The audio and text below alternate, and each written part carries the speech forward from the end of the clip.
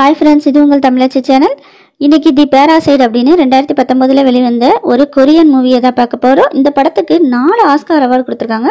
அப்படி Oscar award கொடுக்குற அளவுக்கு இந்த படத்தில் என்னதான் இருக்குது அப்படின்னு பார்க்கலாமா? அதுக்கு தமிழச்சி யூடியூப் சேனல் இன்னும் சப்ஸ்கிரைப் பண்ண வச்சுருந்தீங்கன்னா சப்ஸ்கிரைப் பண்ணி வச்சுக்கோங்க. வாங்க வீடியோக்குள்ளே போகிறேன். இப்போ படத்தோட ஸ்டார்டிங்லேயே கிங் அப்படின்ற ஒரு ஏழ்மையான குடும்பத்தை தான் காட்டுறாங்க. அந்த கிம்மோட குடும்பம் வந்து எவ்வளோ ஏழ்மையாக இருக்குது அப்படின்னா, அவங்க வந்து ரொம்ப தரைத்தளத்தில் தான் குடியிருக்காங்க. அவங்களோட வீட்டுக்கு மேலே தான் ரோடே போகுது. அவங்க குடும்பத்தில் வந்து 4 பேர் தான். கிம், அப்புறம் அவரோட மனைவி, அப்புறம் ஒரு மகன், ஒரு மக, 4 பேர் தான் இருக்காங்க. இவங்க மகனையும் மகளையும் பண வசதி இல்லாததால் கிம் வந்து படிக்க வைக்கல. ஆனால் படிக்க வைக்காட்டினாலும் மக வந்து டிராயிங்கில் பயங்கரமாக டேலண்ட்டாக இருக்கா. மகன் வந்து இங்கிலீஷ் வந்து ரொம்ப நல்லா படிக்கிற பையனாக இருக்கான். ஸோ இப்போ வந்து அவங்க மனைவியும் வந்து உதவி பண்ணுறாங்க. இவங்க என்ன வேலை பார்க்குறாங்கன்னா, பீஸாக்கெல்லாம் அட்டை மடிக்கிற வேலை தான் பார்க்குறாங்க. ஸோ அவங்க எவ்வளோ வறுமையாக இருப்பாங்கன்னு இதை வச்சு தெரிஞ்சுக்கோங்க.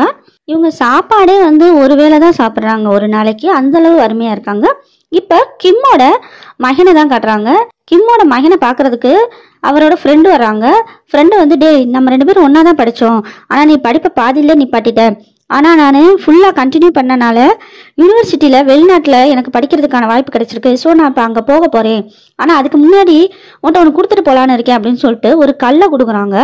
அது என்னன்னா அதிர்ஷ்ட கல்லாமா, அதை நீ வச்சுக்கோ, உனக்கு இனிமேல் அதிர்ஷ்டம் தான் இருக்கும் அப்படின்னு சொல்லிட்டு இந்த பையன் வந்து கொடுத்துட்டு போகிறான்.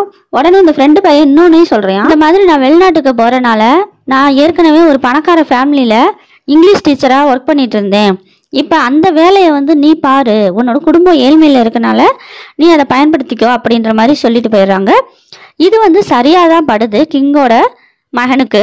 ஆனால் அவன் வந்து பாதியில் படிப்பு நிப்பாட்டினதுனால சர்டிஃபிகேட்லாம் எதுவும் இல்லை. அதனால போலியாக அவனாவே ஒரு சர்டிஃபிகேட் தயார் பண்ணி இப்போ அந்த பணக்கார ஃபேமிலிக்குள்ளே போகிறாங்க. போன உடனே இன்டர்வியூ நடக்குது. அந்த இன்டர்வியூலையும் கிம்மோட மகன் வந்து செலக்ட் ஆயிடுறான்.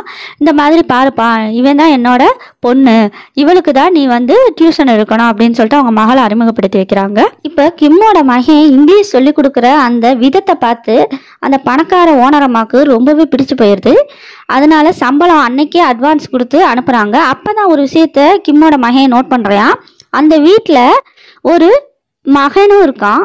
அவன் எப்படின்னா பயங்கரமாக சேட்டைக்காரனா, ரொம்ப துருன்னு யாருக்கும் அடங்காதவனா இருக்கான். அதை பார்க்குற கிம்மோட மகன் வந்து, இந்த பையனை நீங்கள் எப்படி கண்ட்ரோல் பண்ணுறீங்க, இவனுக்கு வந்து டீச் பண்ணுறதுக்கு யாராவது வைக்கலாம்ல அப்படின்னு சொல்லும்போது அந்த ஓனர் அம்மா வந்து, எனக்கு அப்படி எதுவும் தெரியலையப்பா அப்படின்னு சொல்லும்போது, எனக்கு வந்து தெரிஞ்சவங்க ஒருத்தவங்க இருக்காங்க, அவங்க வந்து இந்த மாதிரி குழந்தைகளை பார்த்துக்கிறதுல பயங்கரமான ஸ்பெஷலிஸ்ட்டு, அவங்கள வந்து நான் கூட்டிகிட்டு வரேன், உங்களுக்கு ஓகேன்னா சொல்லுங்கள், இந்த மாதிரி உங்கள் மகனையும் கேரக்டர் மாறுறதுக்கும் வாய்ப்பு இருக்குது அப்படின்னு கிம்மோட மகன் பிரெயின் வாஷ் பண்ணிடுறா. உடனே இந்த ஓனர் அம்மாவும் இது சரின்னு படுது. இன்னொரு விஷயம் என்னன்னா, இந்த ஓனர் அம்மாவோட மகனுக்கு டிராயிங் வரைகிற ஒரு பழக்கம் இருக்கும் போல. அந்த டிராயிங்ல ஏதோ ஒன்று எக்ஸ்ட்ராவா ஏதோ ஒன்று வரைகிறான். அது யாருக்குமே புரியவே மாட்டேங்குது. அவன் வரைகிற டிராயிங் எந்த தீம்ல இருக்குன்னே புரியல. ஸோ இப்போ கிம்மோட மகன் வந்து, நான் சொல்கிற பொண்ணுக்கு டிராயிங்கும் நல்லா வரைய தெரியும், அதனால அவங்க வந்தாங்கன்னா உங்கள் மகனை க்யூர் பண்ண முடியும் அப்படின்ற மாதிரி சொல்லவும் இவங்களுக்கு ரொம்ப பிடிச்சு போயிடுது. ஸோ அந்த பொண்ணை நீங்கள் கூட்டிகிட்டு வாங்கன்னு சொல்கிறாங்க. இப்போ கிம்மோட மகன் வந்து யாரை கூட்டிகிட்டு வர்றான்னு பார்த்தா அவனோட தங்கச்சியை தான் கூட்டிகிட்டு வரான்.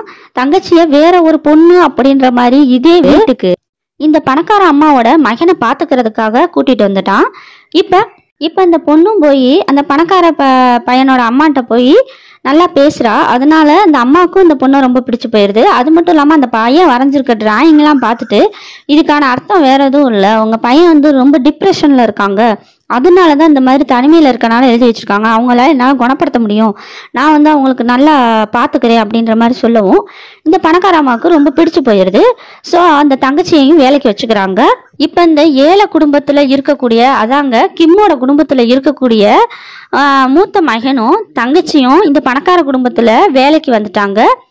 ஆனால் அவங்க அம்மாவும் அப்பாவும் அங்கேயே தான் இருக்காங்க. ஸோ அவங்களையும் இந்த வீட்டுக்குள்ளே வர வச்சிடலாம் அப்படின்னு சொல்லிட்டு பயங்கரமாக இந்த தங்கச்சிக்காரி பிளானை போடுறா.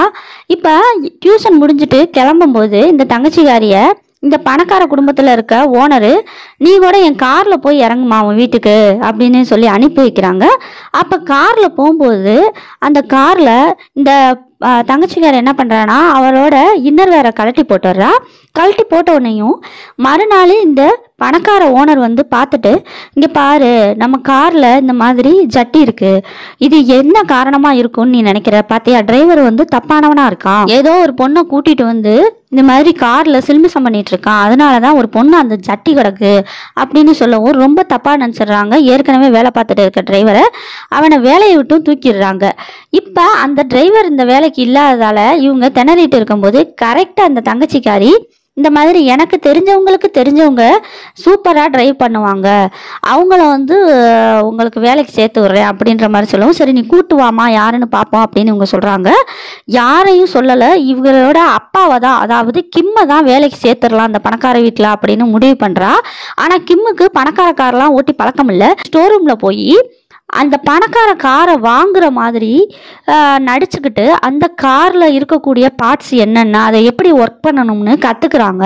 கத்துக்கிட்ட உடனேயும் மறுநாள் இன்டர்வியூக்கு போறாரு கிம். இன்டர்வியூக்கு போன உடனேயுமே அவங்க மகளும் மகனும் சொல்லி கொடுத்த மாதிரியே அந்த கார்ல உள்ள பார்ட்ஸை பூரா செம்மையா ஒர்க் பண்ணி காட்டுறாங்க, நல்லா டிரைவும் பண்றாங்க.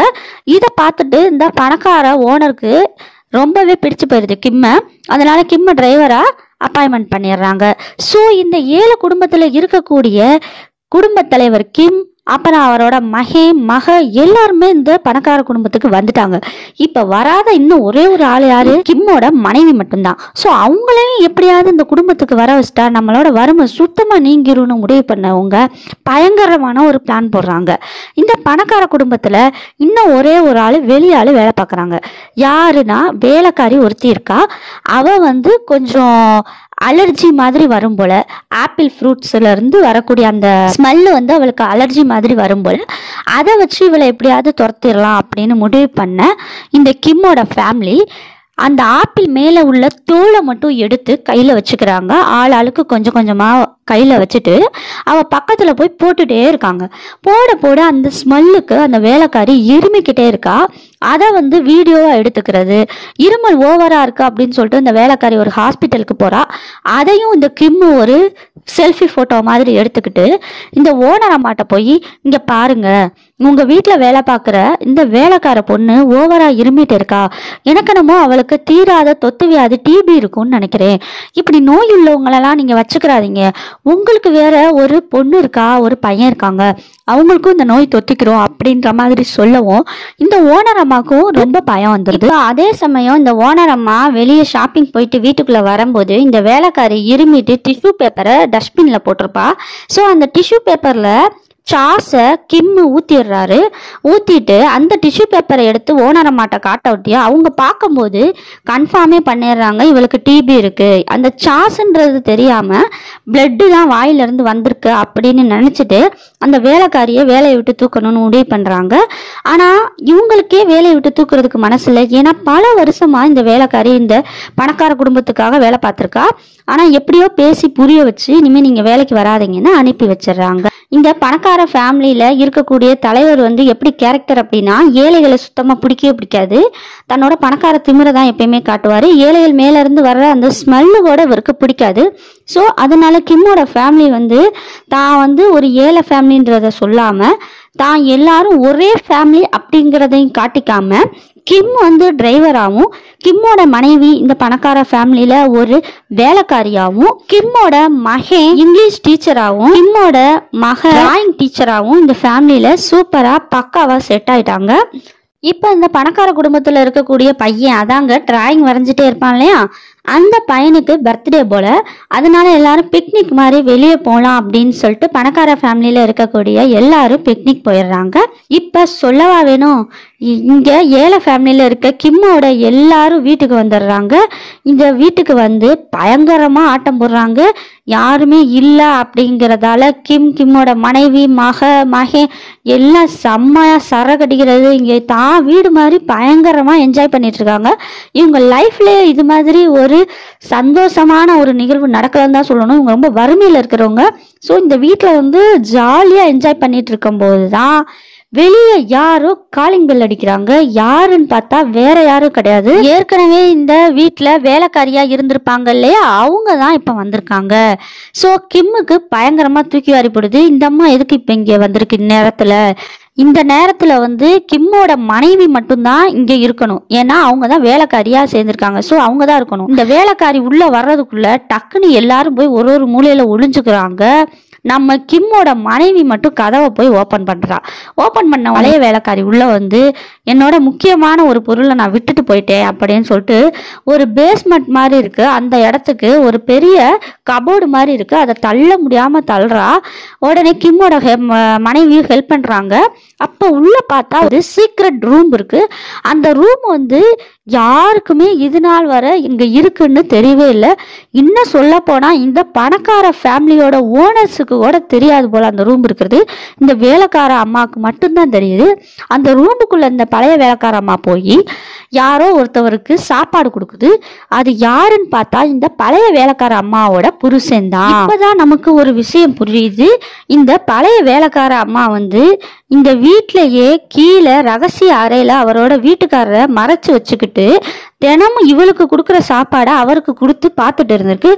ஏன் தான் இப்படி வச்சுக்கிட்டு இருக்கு அப்படின்னு கிம்மோட மனைவி கேட்கும்போது, இந்த மாதிரி என் புருஷன் வந்து நிறைய கடை வாங்கியிருக்கான், வெளியே தலை காட்ட முடியலை, கொன்று போட்டுருவாங்க கடன் கொடுத்தவங்களாம், அதனாலதான் பயந்துக்கிட்டு இந்த மாதிரி நாங்கள் பேஸ்மெண்ட்ல என் வீட்டுக்காரை தங்க வச்சு வாழ்ந்துட்டேன். என்னை வேலையை விட்டு இவங்க தூக்குனனாலதான் என் வீட்டுக்காருக்கு சாப்பாடு கொடுக்க முடியலை.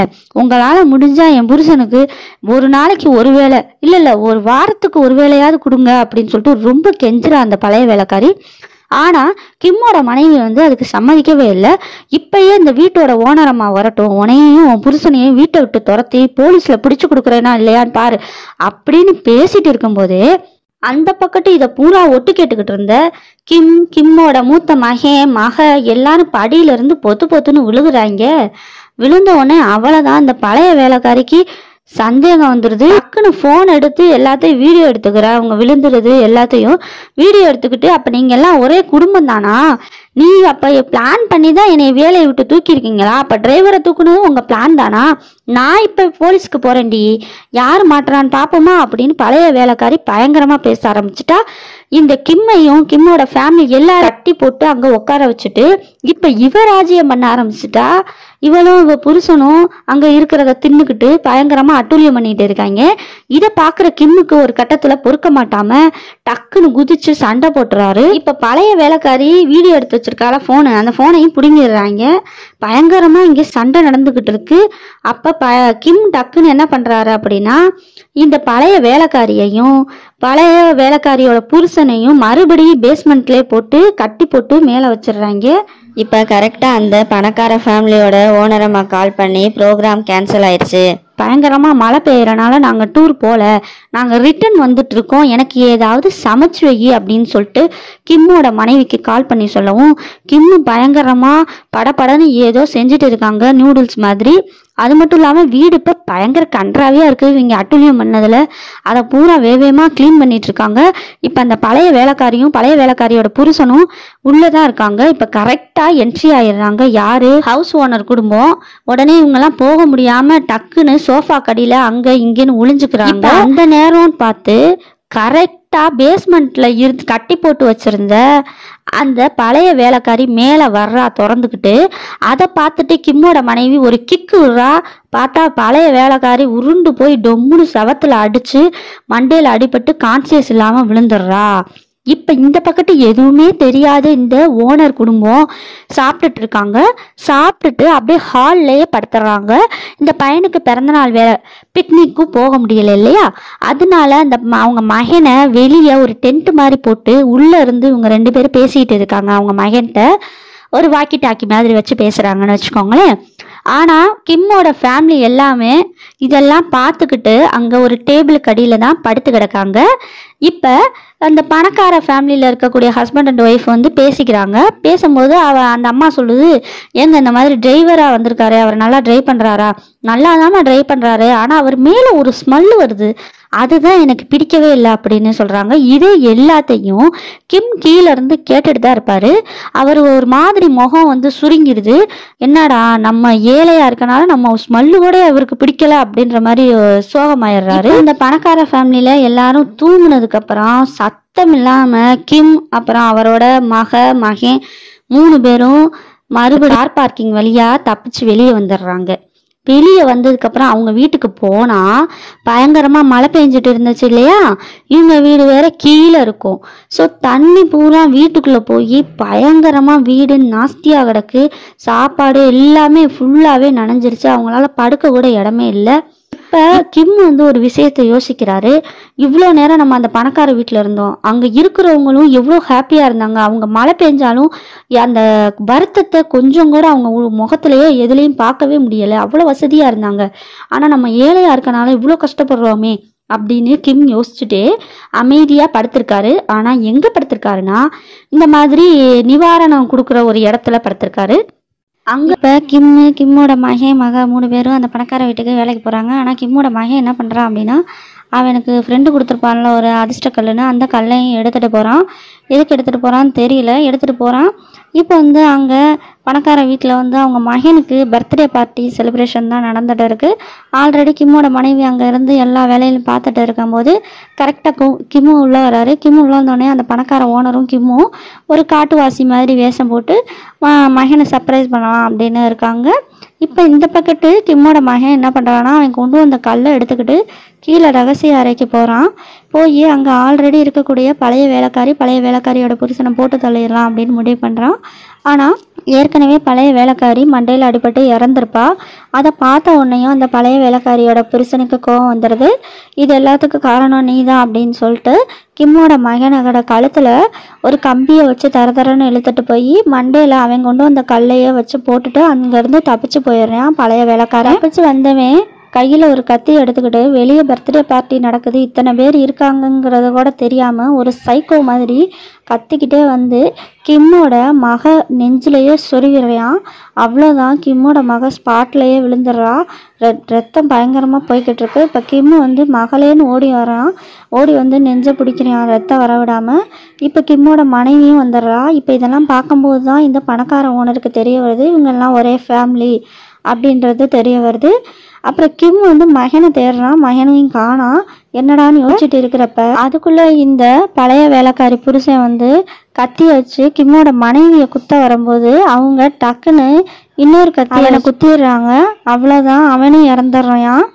இப்போ கிம்மோட மனைவியும் என்ன செய்யறதுன்னு தெரியாமல் முழிச்சிட்டு இருக்கும்போது இதை நடக்கிறதெல்லாம் பார்த்துட்டு இருக்க இந்த பணக்கார ஃபேமிலியில் ஒரு பொண்ணு இருப்பா இல்லையா, அவங்க அவள் மயக்கப்பட்டு விழுந்துடுறா. விழுந்தோடனே அவளை தூக்கிக்கிட்டு இந்த பணக்கார ஃபேமிலியில் இருக்க ஓனர் வந்து கிம்மிட்ட கார் சாவியை கொடு, நாங்கள் முதல்ல இங்கேருந்து கிளம்புறோம் அப்படின்னு கேட்குறாங்க. உடனே கிம்மு அவன்கிட்ட இருக்க கார் கீயை தூக்கி போடும்போது அது எங்கே போய் விழுகுது அப்படின்னா பழைய வேலைக்காரி புருஷன் பக்கத்தில் போய் விழுந்துடுது. உடனே அதை எடுக்கிறதுக்காக இந்த பணக்கார ஓனர் போகிறாரு. ஆனால் எப்படி போகிறாருன்னு கேட்குறீங்க, அவர் மூக்கை மூடிக்கிட்டே போகிறாரு. ஏன்னா இந்த வேலைக்காரியோட புருஷன் பழைய வேலைக்காரி புருஷன் வந்து ஏழையாமா. அந்த ஏழைகள் வாடையே அவனுக்கு பிடிக்காதான். அது மட்டும் இல்லாமல் ஏழைகளெல்லாம் அவன் தொடமாட்டானா. அதனால் காலை வச்சு எத்தி நகட்டிட்டு அந்த கார்கியை எடுக்கிறான். இதெல்லாம் கிம்மு பார்த்துட்டே இருக்கான். பார்த்துட்டு ஏண்டா உனக்கு எவ்வளோ திமிரு, உயிர் போகிற தருவாயில் கூட இவ்வளோ ஆபத்தான சூழ்நிலையில கூட நீ ஏழைகளை பற்றி ஏதோ யோசிச்சுட்டு இருக்க, ஏழைகளை தொடமாட்ட, என்னையவே வந்து ஏழைகள் வாடை அடிக்குது என் மேலே அப்படின்னு சொல்கிற, அப்படி தானே. அது மட்டும் இல்லாமல் ஒரு இன்சிடெண்ட் நடந்திருக்கும். அதாவது இந்த பணக்கார ஓனர் வந்து கிம்மிட்ட சொல்லியிருப்பாரு, நீ ஏன் எப்போ பாரு உம்முன்னு இருக்க, நான் வேணா பணத்தை கூட்டி தரேன், எவ்வளோ நாளும் கேளு சம்பளம், ஆனால் உம்முன்னு இருக்காத, சிரிக்கிறதுக்கு பணம் வேணுமா அப்படின்ற மாதிரி கேட்டு. அதெல்லாம் கிம் யோசிச்சு பார்த்துட்டு நீ பணக்கார திமிரை காட்டுறியாடா அப்படின்னு சொல்லிட்டு டக்குன்னு அவர் என்ன பண்ணிடுறாரு, லூசுத்தனமாக கத்தியை எடுத்து இந்த பணக்கார ஓனரை குத்தி கொன்னுடுறாரு. அவ்வளோதான், இவ்வளோ ரகலை இங்கே போய்கிட்டு இருக்கு. அங்கே பூரா போலீஸு ஆம்புலன்ஸு எல்லாம் வர ஆரம்பிச்சிருச்சு. இப்போ போலீஸ் வந்தால் யார் அரெஸ்ட் பண்ணுவோம், கிம்மை தான் அரெஸ்ட் பண்ணுவோம். ஏன்னா கிம்மு தானே பணக்கார ஓனரை குத்தி கொண்டிருக்காரு. அதனால் கிம்மு என்ன பண்ணுறதுன்னு தெரியாமல் அந்த வீட்டுக்குள்ளே ஓடி போகிறாரு. அதுக்கப்புறம் இங்கே கிம்மோட மனைவி வந்து மகளோட உடம்ப மடியில் வச்சுட்டு அழுதுட்டு இருக்கா. கீழே வந்து கிம்மோட மகனை கல்லை தூக்கி போட்டு அடிச்சுட்டு தான் வெளியே வந்திருப்பேன் அந்த பழைய வேலைக்காரி புருஷன். அதையும் போலீஸ் கண்டுபிடிச்சிடுறாங்க. கண்டுபிடிச்சி கிம்மோட மகனை வந்து ஹாஸ்பிட்டலில் சேர்த்துட்றாங்க. கிம்மோட மக இறந்து போயிடுறா. கிம்மோட மகனுக்கு வந்து தலையில் அடிப்பட்டனால கொஞ்சம் சுயநனம் இல்லாத மாதிரி கொஞ்சம் மென்டலிஸ்டாக தெரியுறான் பார்க்கவே. எதுக்கு எடுத்தாலும் சிரிச்சுக்கிட்டு ஒரு மாதிரி இருக்கான். அதை வந்து குணமாகறதுக்கு கொஞ்சம் நாள் ஆகும் அப்படின்ற மாதிரி டாக்டர் சொல்கிறாங்க. இப்போ கட் பண்ணால் கொஞ்சம் நாள் ஆகுது, ஒரு மாதம் 2 மாதம் ஆகுது. இப்போ க்யூர் ஆயிட்டாங்க. இந்த மாதிரி நம்ம அப்பா எங்கே போயிருப்பார் கொலை பண்ணதுக்கப்புறம் அப்படின்னு யோசிக்கும் போது தான் அந்த வீட்டுக்குள்ளே தான் போனார். ஸோ நம்ம அப்பாவை பார்க்கணுன்னு சொல்லிட்டு அந்த பணக்கார வீட்டுக்கு இந்த கிம்மோட மகன் வர்றான். இந்த பணக்கார வீட்டில் ஆல்ரெடி இருந்த பணக்கார ஃபேமிலி வீடை காலி பண்ணிட்டு போயிட்டாங்க. இப்போ வேறு ஃபேமிலி தான் இங்கே இந்த வீட்டை விலைக்கு வாங்கி இருக்குது. தூரத்தில் இருந்து கிம்மோட மகன் வந்து நம்ம அப்பா உள்ளே இருக்காரா அப்படின்னு வாட்ச் பண்ணுறேன் பைனாக்குலர் வச்சு. ஆனால் ஒன்றுமே கண்டுபிடிக்க முடியலை. அப்போ அந்த வீட்டில் ஒரு லைட் மட்டும் பிளிங்காய் வந்துட்டு இருக்கு, அமர்ந்து எரியுது. இதை பார்க்குற கிம்மோட மகனு ஒரு டவுட் வருது, நம்ம அப்பா வந்து அந்த சீக்ரெட் ரூமில் இருப்பாரோ அப்படின்னு. ஏன்னா ஏற்கனவே இந்த வேலைக்காரியோட புருஷன் சீக்ரெட் ரூமில் இருக்கும்போது அந்த லைட்டை அமர்த்தி போடுவான். அதன் மூலமாக எனக்கு பசிக்குது, எனக்கு சாப்பாடு வேணும், எனக்கு பால் வேணுங்கிறத ஒரு சமிக்கை மொழி மூலமாக அவர் வந்து அவர் மனைவிக்கு பழைய வேலைக்காரிக்கு மெசேஜ் அனுப்பியிருப்பா. அதெல்லாம் வந்து கிம்மோட மகன் வந்து ஏற்கனவே பார்த்துருப்பாரு. ஸோ அதை வச்சு இப்போ நம்ம அப்பா வந்து சீக்ரெட் ரூமில் தான் இருக்காரு அப்படிங்கிறத கன்ஃபார்ம் பண்ணிக்கிறேன். இப்போ நம்ம அப்பா கிம்மை வெளியே கொண்டு வரணும் அப்படின்னா நம்ம இந்த வீட்டை விலைக்கு வாங்கினாதான் உண்டு. இந்த வீட்டை விலைக்கு வாங்கினோம்னா நம்ம நல்லா படிக்கணும், நல்லா வேலைக்கு போகணும், நல்லா சம்பாதிக்கணும், நல்லா சேவ் பண்ணணும். அந்த அமௌண்ட்டை வச்சு தான் இந்த வீட்டை விலைக்கு வாங்க முடியும் அப்படின்ற முடிவுக்கு கிம்மோட மகன் வர்றான். அவன் நினச்ச மாதிரியே நல்லா படிக்கிறான், நல்லா வேலைக்கு போகிறான், நல்லா சம்பாதிக்கிறான், நிறைய பணம் சம்பாதிச்சிட்டான். இப்போ அந்த வீட்டை விலைக்கும் வாங்கிட்டான். விலைக்கு வாங்கினதுக்கப்புறம் கிம்மோட மகன் கிம்மோட மனைவி 2 பேரும் வீட்டுக்குள்ளே வர்றாங்க. அப்போ கிம் வந்து அந்த சீக்ரெட் ரூமில் இருந்து வெளியே வர்றாரு. ஏதோ கேள்விப்பட்ட வாய்ஸ் மாதிரி இருக்கே அப்படின்னு. அப்போ தான் மகனும் மனைவியும் இருக்கிறத பார்த்துட்டு கிம் ரொம்ப சந்தோஷப்படுறாரு. உடனே இவங்க 3 பேரும் ரொம்பவே ஹாப்பியாக இருக்காங்க. இப்போ இதோட படத்தை முடிக்கலை. என்ன செஞ்சுருக்காங்க அப்படின்னா இதை பூரா கிம்மோட மகன் நினச்சி பார்த்துட்டு இருக்காருங்க. ஆமாம், இப்படிலாம் செஞ்சாதான் நம்ம அப்பாவை சீக்ரெட் ரூம்லேருந்து வெளியே கொண்டு வர முடியும்னு நினச்சி பார்த்துக்கிட்டு இருக்காரு. இன்னும் சீக்ரெட் ரூம்லேருந்து அவங்க அப்பா வெளியே வரலை. அந்த வீடு வேற ஒருத்தவங்க கையில் தான் இருக்குது. கிம்மோட மகன் நம்ம படித்து பெரிய ஆளானால் தான் நம்ம அப்பாவை கொண்டு வர முடியும் அப்படின்னு நினைக்கிறாரு, கனவு காண்றாரு. இதோட இந்த படத்தை முடிக்கிறாங்க. அடுத்து உங்களுக்கு டிஃப்ரெண்ட்டான ஸ்டோரியுடைய ஒரு நல்ல மூவியை எடுத்துகிட்டு வரேன். இதுவரை தமிழ் யூடியூப் சேனல் சப்ஸ்கிரைப் பண்ணாமல் வந்தீங்கன்னா சப்ஸ்கிரைப் பண்ணி வச்சுக்கோங்க. பக்கத்தில் உள்ள பெல் ஐக்கானை அழுத்த மறந்துடாதீங்க. அப்படின்னா தான் நான் அடுத்தடுத்து போடுற மூவிஸ்லாம் உங்களுக்கு நோட்டிஃபிகேஷனில் வரும்.